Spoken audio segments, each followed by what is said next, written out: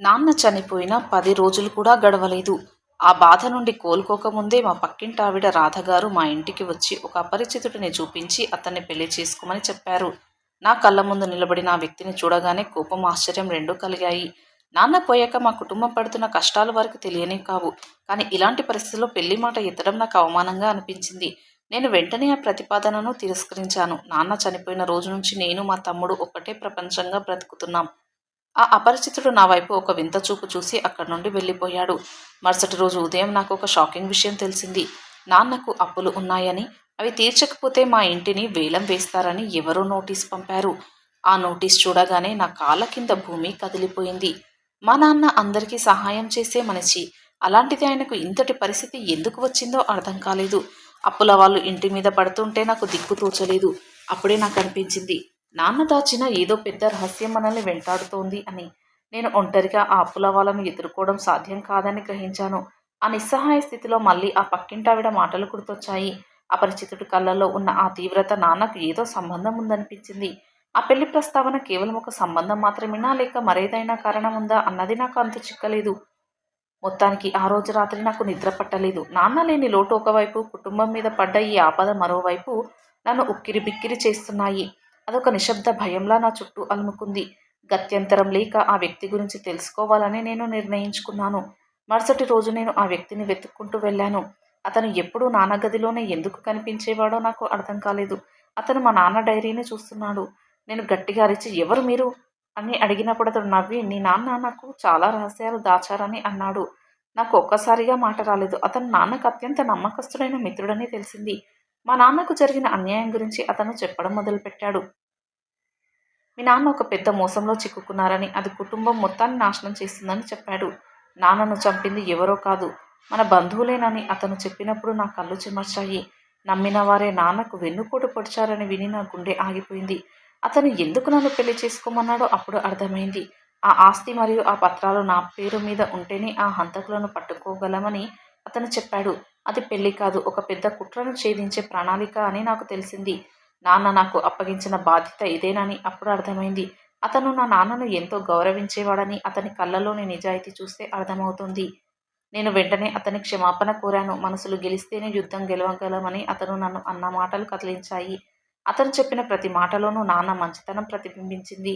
నేను అతనికి సహకరించడానికి సిద్ధపడ్డాను.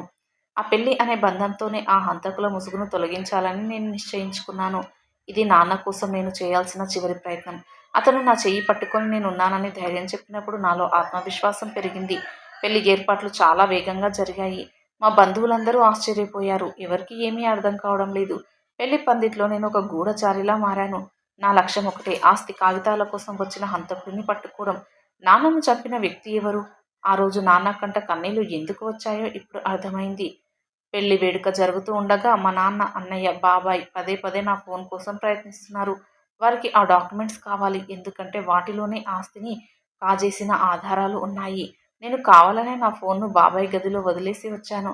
ఇది ఒక పెద్ద ఎత్తుగడ. వారు ఆ ఫోన్ కోసం వస్తారని నాకు తెలుసు. నా పెళ్లి కొడుకు కూడా అక్కడే మా వైపు నిలబడి వాళ్ళను గమనిస్తున్నాడు. ఒక్కసారిగా ఇంట్లో గందరగోళం మొదలైంది. బాబాయ్ గది నుండి శబ్దాలు రావడం చూసి అందరూ అక్కడికి పరిగెత్తారు. నేను నా కెమెరా రికార్డింగ్ ఆన్ చేశాను. బాబాయ్ నా ఫోను చూసి భయపడుతున్నాడు. అతని ముఖంలో భయం స్పష్టంగా కనిపిస్తుంది. అప్పుడే ఆ పెళ్లి కొడుకు రంగంలోకి దిగి బాబాయ్ నిజ స్వరూపాన్ని అందరి ముందు బయట పెట్టాడు. అతను చేసిన మోసాలు, నాన్నను ఎలా చంపాడో క్లియర్‌గా రికార్డింగ్‌లో వినిపించింది. అందరూ షాకయ్యారు. ఆస్తి కోసం సొంత తమ్ముడే అన్నను చంపడం అందరినీ కలిచివేసింది. నాన్న బ్రతికున్నప్పుడు పడిన బాధ అంతా గుర్తొచ్చి నేను విలపించాను. ఆ నిజాన్ని అందరి ముందు పెట్టిన ఆ క్షణం నాన్న ఆత్మకు శాంతి చేకూరినట్టు అనిపించింది. ఇప్పుడు నాన్న ఎదురు చూసిన విజయం మనదే. ఆ హంతకులను పోలీసులకు అప్పగించాం. బాబాయ్ జైలుకు వెళ్ళాడు. నాన్న కీర్తి ప్రతిష్టలు మళ్ళీ నిలబడ్డాయి. ఆ పెళ్లి కేవలం ఒక నాటకం అనుకున్నాను. కానీ అది నా జీవితాన్ని మార్చేసింది. ఆ అపరిచితుడు అంటే నా భర్త. నాన్నకు ఎంతటి రుణపడి ఉన్నాడో తెలిసింది. అతను చిన్నప్పుడు అనాథ. మా నాన్నే అతన్ని చదివించి పెద్దని చేశారు. ఆ రుణాన్ని తీర్చుకోవడానికే అతను ఇంతటి సాహసం చేశాడు. నాన్న వెళ్ళిపోయినా ఆయన పెంచిన మంచి మనసు నాకు తోడుగా నిలిచింది. మా తమ్ముడు ఇప్పుడు ఎంతో ధైర్యంగా ఉన్నాడు. నా భర్త నన్ను ఒక తోడుగా, ఒక స్నేహితురాలిగా చూసుకుంటున్నాడు. మేము కలిసి ఒక కొత్త జీవితాన్ని ప్రారంభించాము. నాన్న కోరుకున్నట్లే మేమిప్పుడు చాలా సంతోషంగా ఉన్నాము. ఆ రోజు నేను ఆ పెళ్లికి ఒప్పుకోకపోతే ఈ నిజం ఎప్పటికీ తెలిసేది కాదు. జీవితంలో కష్టాలు వచ్చినప్పుడు ధైర్యంగా నిలబడాలని నాన్న నేర్పిన పాఠం నాకు అర్థమైంది. ఆ అపరిచితుడికి నేను ఎప్పటికీ రుణపడి ఉంటాను. అతను కేవలం ఒక మనిషి కాదు. మా నాన్న పంపిన దైవం లాంటివాడు. మా బంధువులందరూ ఇప్పుడు నన్ను గౌరవిస్తున్నారు.